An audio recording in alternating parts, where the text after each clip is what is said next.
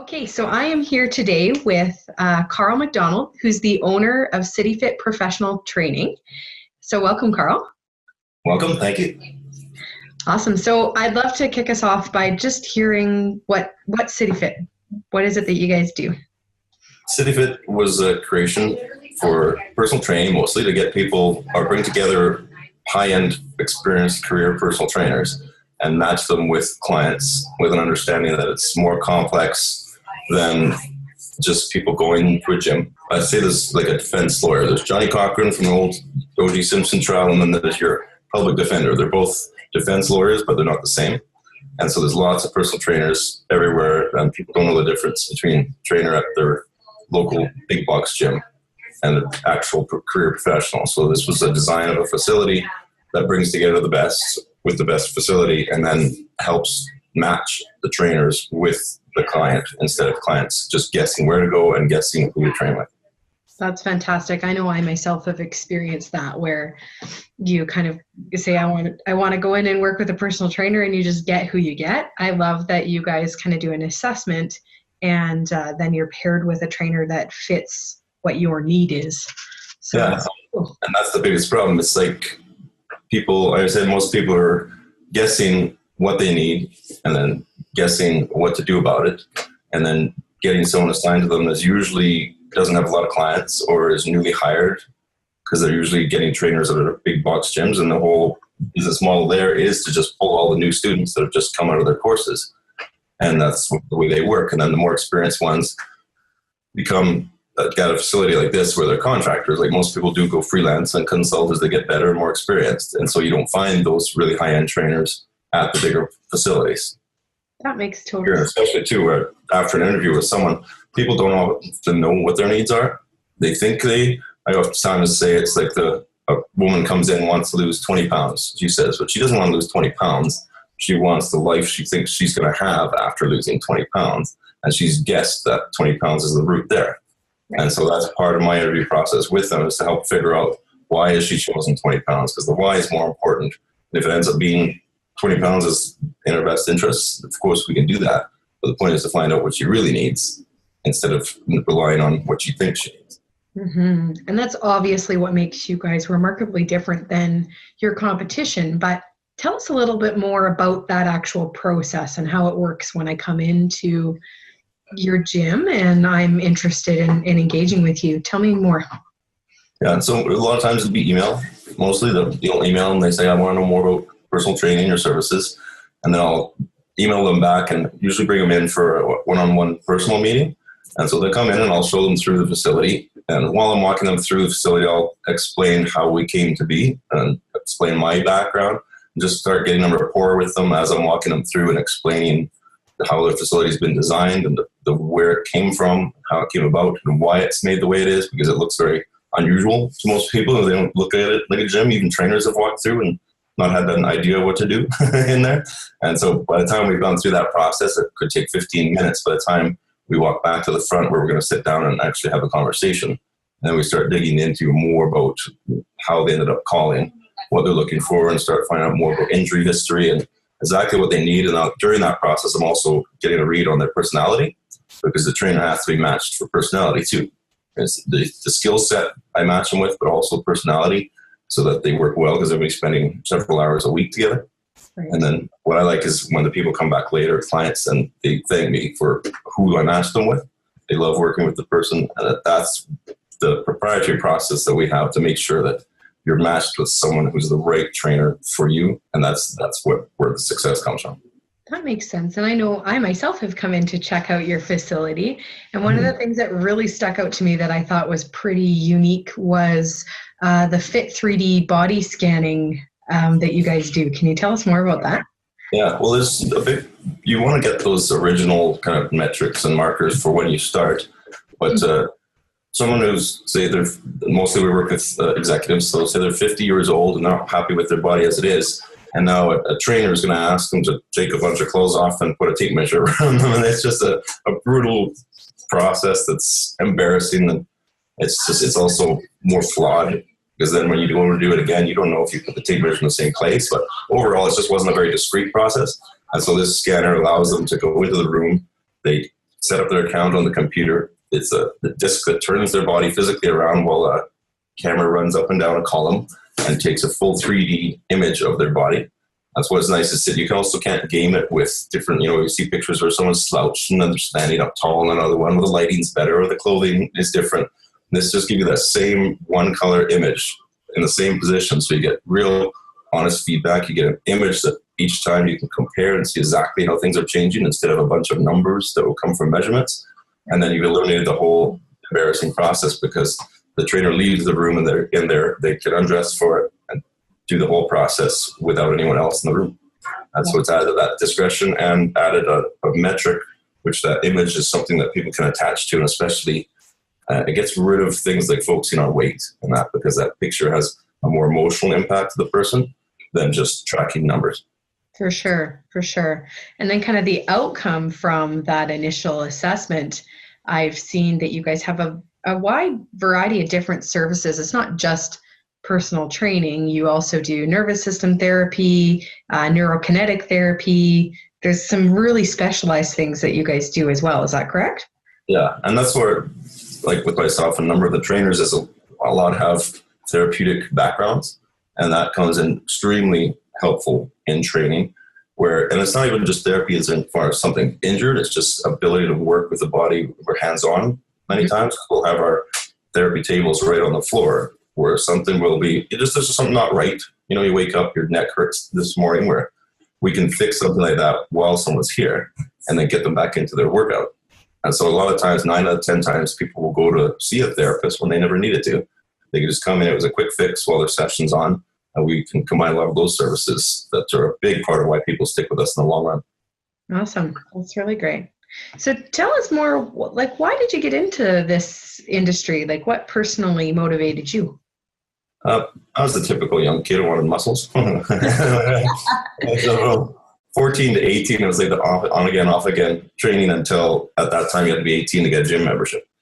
So once I turned 18, I got a gym membership, and I just went forever after that. My brother had gotten into bodybuilding before me, but it just went on forever for me. And then I just morphed. While Klein was doing all his cutbacks in healthcare a long time back, I lost my job from a hospital, and they had a program in place to help people find a new career path. And that's where I got onto this one. And then eventually 4 years ago or 7 years ago when it started, this facility's typical with fitness, they keep going under. They go out of business because they're opened by fitness people who have no business sense. And so that's why they classically go under. And so it got to the point now where as a contractor, I was kept having to jump to new facilities, and I didn't like any of the facilities that were around. And I had to stay close to the core because of my clientele. And so eventually I just knew I had to open my own place. And then this opportunity came up, and I just one of the rare people that likes the business side and the fitness side. And I just wanted to create something that I just saw this huge hole in the market that wasn't being filled properly. That makes sense. And I'm sure the underlying goal, of course, is to just really help people.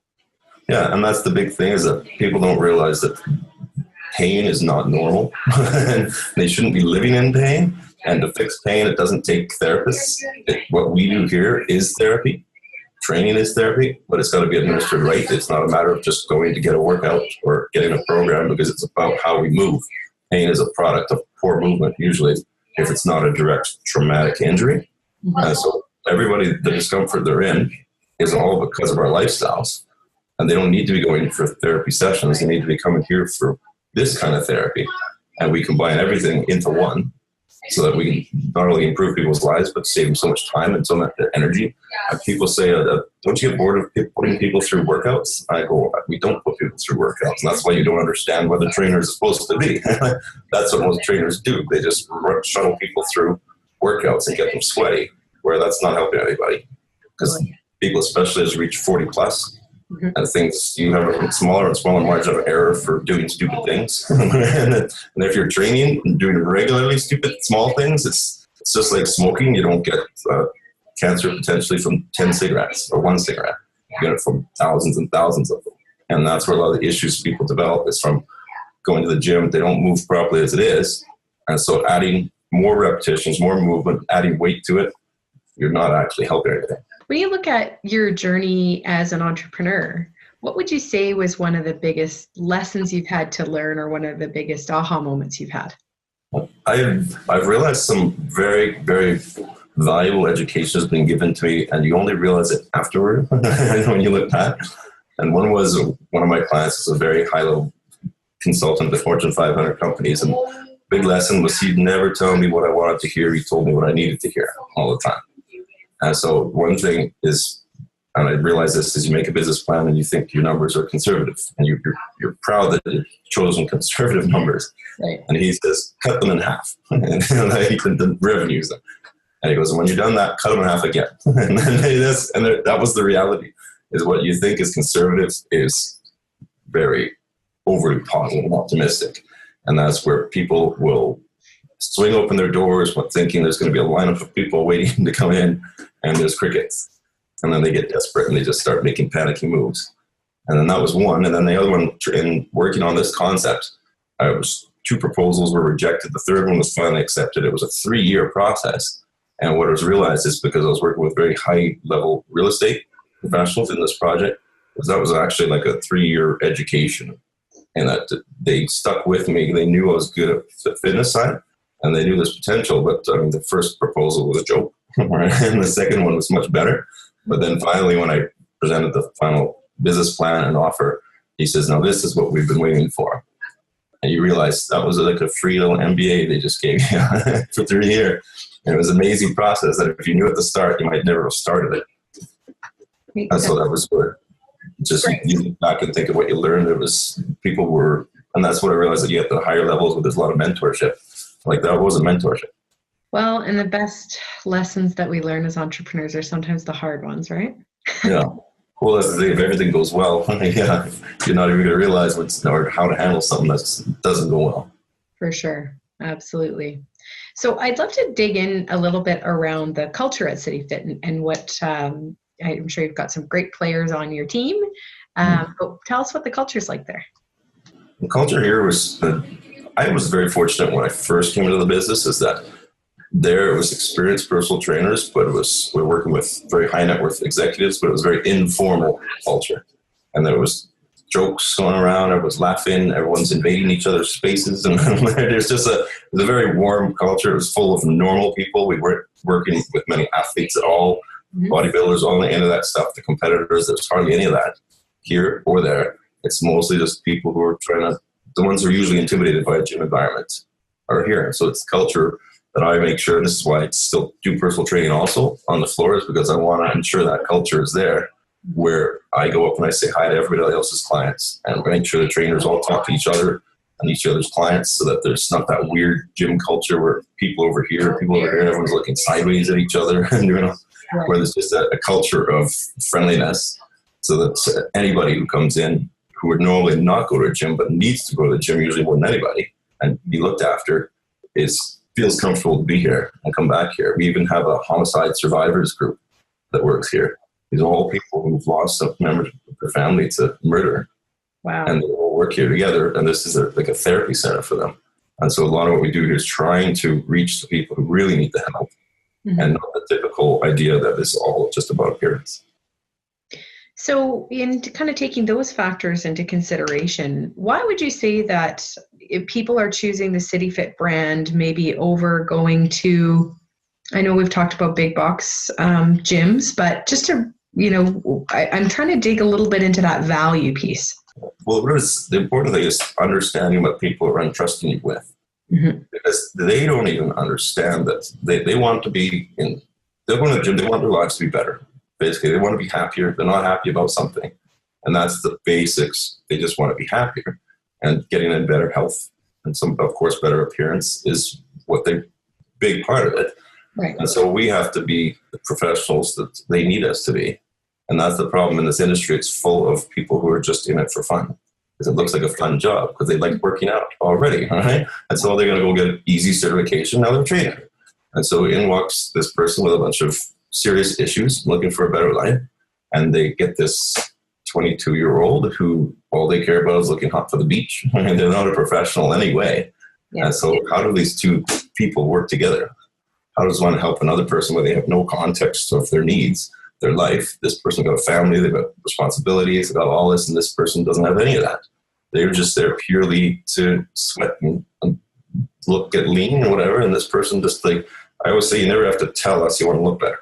Everybody wants to look better, but what's next? And most people, their eyes glaze over because that's all they really think about when it comes to this, just looking better. But that's the easy stuff. Yeah. The thing that takes real experience and responsibility to be a professional is you take this seriously. You understand how complex it is, because the public doesn't understand how complex it is. The public doesn't understand that pain is something that can be best managed by an experienced trainer.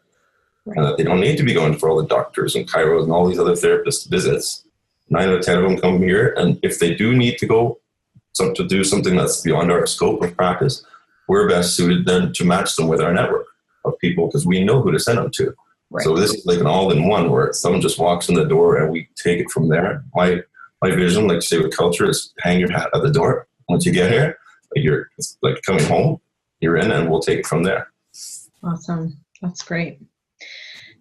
So if you're looking back over the journey of CityFit, what would you say is something that you may have done differently? It's interesting. It could be so many. But yeah, it's hard to think because a lot of it so far is probably more on the marketing side, is realization that it doesn't matter how great your business is, you've got to be out there and letting people know about it, and then just knowing how to talk to people and what they need to hear. And because we have so many different initiatives we're just getting going on now, that if we could have gotten going on them 3-4 years ago, I think we would have been much further ahead. Mm. So that's probably where the ball was dropped the most, was in not being proactive enough and getting those kind of things going and getting the messaging out to people, and so that they know not only that we're here, but also what makes us who we are. Fair. We're still working on it. That makes total sense. And my final thing I want to ask is, where is CityFit headed in the future? I'm sure you got big plans. Yeah, well, this is interesting with our innovation award by the Chamber's nomination this year, and hopefully that will also be part of our growth. But what I'm doing is continuing to look for more advanced trainers to bring them in. We have 17 right now. I want to work towards, next step is 25 that are here, and continue to make known that CityFit is basically your hub for if you're going to be serious about investing in yourself and your health, and you're tired of the typical cycle of failure. This is where that ends. And this is where it's known that if you're ready to go and ready to understand that it's going to take more than the gym membership and more than a program with a trainer showing you form, and you realize none of this works. This is where you come, and we'll make it happen for you. Awesome. That's great. Well, thank you so much for taking the time to speak with me today. Yes, thank you for speaking with me. I appreciate it.